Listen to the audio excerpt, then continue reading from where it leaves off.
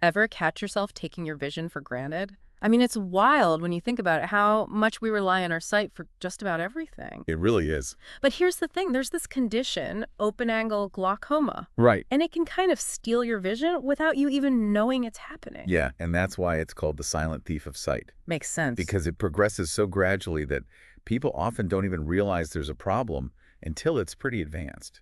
Okay, so that's pretty unnerving. Our listeners are probably wondering what's going on in their eyes right now. Hopefully not too worried, Yeah, but it's good to be informed. for sure. So today we're doing a deep dive into open-angle glaucoma. And I guess the first thing to understand is this whole pressure situation inside the eye, right? You got it. It all starts with intraocular pressure, or IOP. YOP. Okay, so break that down for us. What exactly are we talking about here? So think of your eye like an aquarium, right? Mm. You've got this constant flow of fluid inside. It's called aqueous humor. Mm. And it's constantly circulating, providing nutrients, keeping everything healthy. Right. Now, this fluid, it's always being produced and drained to maintain a specific pressure. And that's your IOP, intraocular pressure. So healthy eye, balanced aquarium, everything's nice and clear. But with open-angle glaucoma, things get a little murky. Exactly. What's happening in there? So imagine the aquarium filter starts to clog up. Mm-hmm. In open-angle glaucoma, the main culprit is often this tissue called the trabecular meshwork. The what? The trabecular meshwork is responsible for draining that fluid. When it gets clogged, the fluid can't drain properly. It builds up. Mm-hmm. And that's when the pressure inside the eye starts to rise. So the pressure's building, but we don't necessarily feel it right away. Not usually, no. Yeah. And that's the really tricky thing about open-angle glaucoma. Okay, so then what's the problem? If the pressure is building up slowly, can't it adjust over time? You would think so, but unfortunately not. You see, that increased pressure, it puts stress on the optic nerve. And remind us again, the optic nerve, what's its role? It's like a high-speed cable, transmitting visual information from your eye to your brain. Okay, so it's pretty vital. Absolutely essential for sight. So if the optic nerve is getting squeezed, what happens? Think of it like a garden hose. If you keep kinking it, eventually the flow of water is going to get disrupted or even stop. Same thing with the optic nerve. That constant pressure from glaucoma, it damages those nerve fibers. And over time, that damage, unfortunately, it leads to vision loss. And this is happening without any sort of warning signs. In the early stages, it can be very subtle. That's why regular eye exams are absolutely crucial. Okay, so that's what we're going to get into next. We're going to talk about how open-angle glaucoma is diagnosed and what you can do to protect your vision. Stay with us. So we've established that this glaucoma thing, it can really sneak up on you. Which makes me think about those eye exams. Yeah, those are important. You know, sitting in that chair wondering what the doctor's seeing, especially that puff of air test. Right. Tonometry. Tonometry, okay. So what exactly is that telling them? Is one puff enough to diagnose glaucoma? It's a good starting point. Tonometry measures your IOP. Right, the intraocular pressure. Exactly. Right. But it's not a solo act.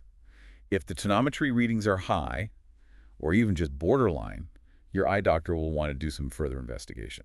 So what happens then? Do they bring out the tiny magnifying glass? Something like that. They'll likely dilate your pupils. Ah, yeah, those drops. Make your eyes super sensitive to light. Can't forget the sunglasses after. Essential. But what's the purpose of doing that? Dilation allows them to get a clearer view of the optic nerve at the back of your eye.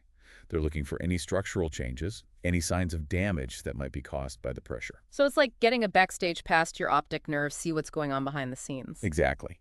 And to complete the picture, they'll also map your field of vision. This is called a visual field test. I've done those. You stare straight ahead and click a button whenever you see a light flash. It's kind of fun, actually. Like a video game, right? Exactly. But it's not all fun and games.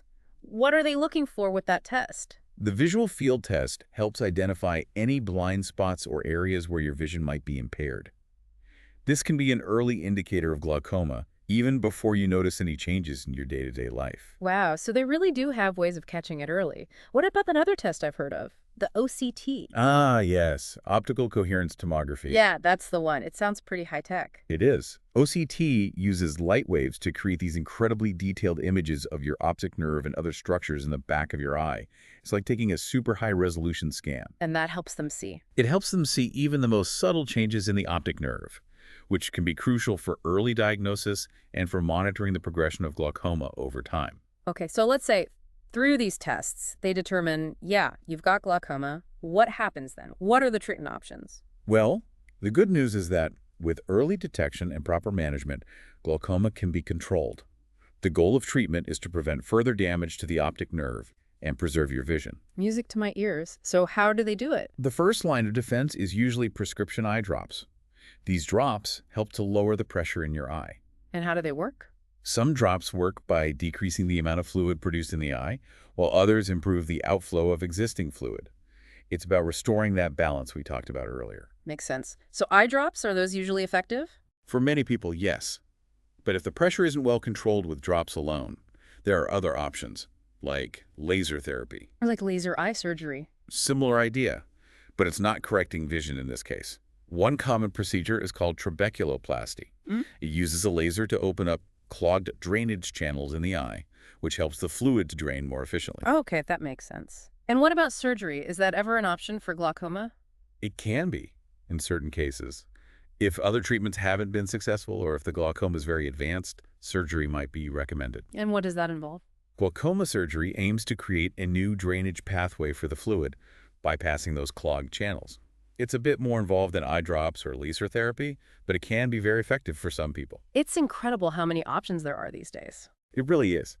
And the key takeaway here is early detection is key. The earlier you catch glaucoma, the more options you have, and the better your chances of preserving your vision. So many different ways to tackle this, huh? But it seems like no matter what treatment you end up needing, early detection is really what gives you the best shot. Absolutely. You know, it's like anything else. If you catch a problem early on, you're usually in a much better position. Right, like you wouldn't wait for your car to totally break down before taking it to the mechanic. Exactly. Regular checkups are key for your car and for your eyes. So true. I have to admit, I've definitely been guilty of putting off those eye appointments in the past. Well, hopefully not anymore. Nope, not a chance. Not after learning all this. But before we wrap up, I'm curious about the future. What's on the horizon for glaucoma treatment? Anything particularly exciting in the works? Yeah, actually, there's some really promising research happening right now. One thing that's really interesting is neuroprotective therapy. Okay, neuroprotective therapy, that sounds intense. What is that? So current treatments for glaucoma, they primarily focus on managing that eye pressure, right? Right, like we've been talking about. But what they don't address is the damage that might have already happened to the optic nerve. Okay, so this neuroprotective therapy, is the goal to find ways to actually protect the optic nerve? Exactly. It's about shielding those delicate nerve fibers from further damage and potentially even finding ways to repair some of the existing damage. Wow, so kind of like reversing the damage that's already been done. That's the hope. It's a challenging area of research for sure, but there's definitely a lot of hope. Who knows what the future holds? That's an exciting thought. And hopefully a brighter future, literally, for anyone dealing with glaucoma. It's been fantastic diving into this with you today. Thanks for walking us through it. My pleasure. And for everyone listening, remember, don't let open-angle glaucoma steal your vision. Schedule that eye exam, talk to your doctor, and keep those eyes healthy. This has been The Deep Dive. We'll catch you next time.